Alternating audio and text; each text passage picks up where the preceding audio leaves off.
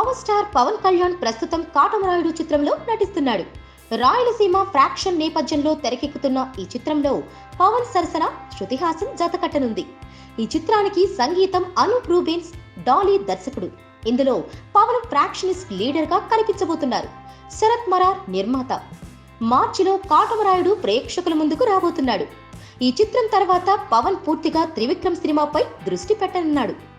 ఆ తర్వాత పవన్ చేయబోయే నేసన్ సినిమా డౌట్ లో ఉన్నట్లు ప్రచారం జరుగుతుంది. పవన్ తో ఓ తమిళ రీమేక్ చేయాలని ఏఎం రత్నం ఎప్పటి నుంచో ప్రయత్నిస్తుండగా ఈ మధ్య నేసన్ దర్శకుడిగా ఓ సినిమా ప్రారంభమైంది. అయితే ఆ సినిమా పట్టాలెక్కడం డౌటే అని విశ్వసనీయ వర్గాల సమాచారం. మొదట్లో త్రివిక్రమ్ నేసన్ల ప్రాజెక్ట్ ని ఒకేసారి చేద్దామని ట్రై చేసినా ఇప్పుడు అది వీలవట్లేదట. పూర్తిగా త్రివిక్రమ్ సినిమాపైనే దృష్టి పెట్టాలని భావిస్తున్నాడట. అందుకే నేసన్ సినిమాని హోల్డ్ లో పెట్టాడట. నేసన్ సినిమా చేస్తాడా లేదా అన్నది అనుమానంగా మారిందని, ఆ స్థానంలో రత్నంతో మరో సినిమా చేయడానికి పవన్ సుముఖంగా ఉన్నట్లు టాక్.